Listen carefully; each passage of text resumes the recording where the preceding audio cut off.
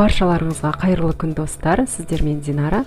Бүгін сіздермен өте дәмді, духовкасыз жасалынатын, бисквиттен түк айырмашылығы жоқ дәмі деген керемет торт жасайтын боламыз. Торт өте оңай жасалынады, сондықтан бұл рецептті сақтап алыңыздар және міндетті түрде жасап көріңіздер. Дәмді рецепттерді жіберіп алмас үшін міндетті түрде каналға тіркеліп, қоңыраушаны басуды ұмытпаңыздар.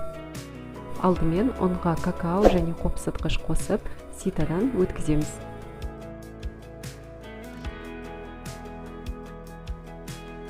Содан соң қант, жұмыртқа, сұйық май және сүтті қосып, венчиктің көмегімен жақсылап араластырып аламыз.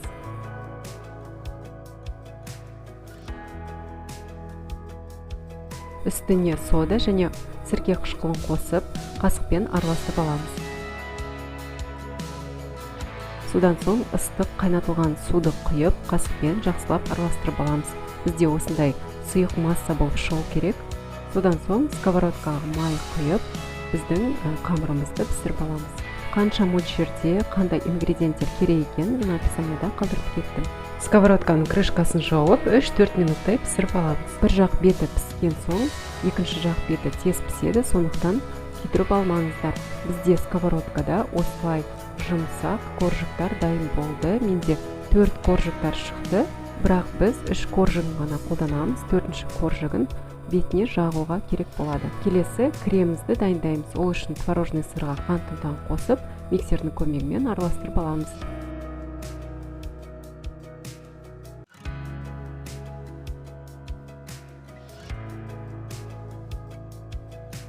Содан соң үстіне 33% сливкемізді құйып, миксермен жақсылап араластырып аламыз. Бізде қою консистенциялы креміміз шығу керек.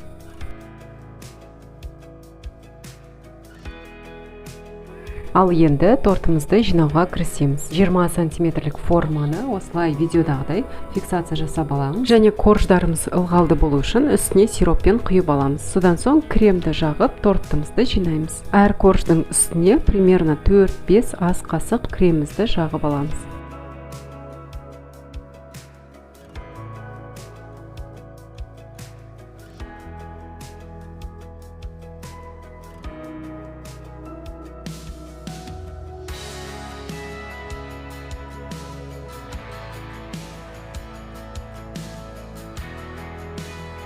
Тортты жинап болған соң тоңазытқышқа саламыз. Үстіне шоколадты глазурь жасаймыз. Ол үшін шоколадты микроволновкада ерітіп аламыз.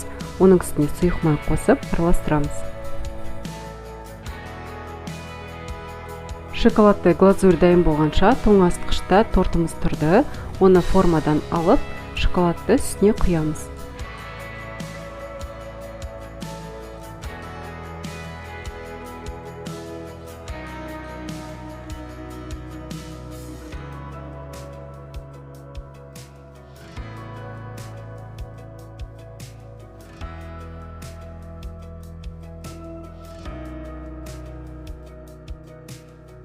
Төртінші коржымызды блендердің көмегімен ұсатып алып, торттың шеттеріне себеміз. Осылай видеодағыдай әдемілеп сепсеңіздер болады.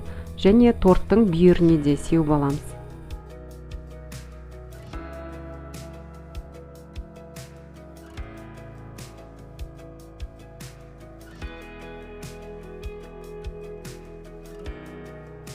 Бізде осындай керемет, өте әдемі шоколадты тортымыз дайын болды. Торт өте оңай жасалынады, духовкасыз, сковородкада жасалынады. Дәміне келетін болсақ, бұл торттың бисквиттен түк айырмашылығы жоқ. Дәмі деген өте керемет, дәмді болып шықты. Міндетті түрде жасап көріңіздер. Каналға тіркелмеген болсаңыздар, каналға тіркеліп, қоңыраушаны басуды ұмытпаңыздар. Видеоның соңына дейін қарағандарыңызға рахмет. Сіздермен болған Динара, ас болсын.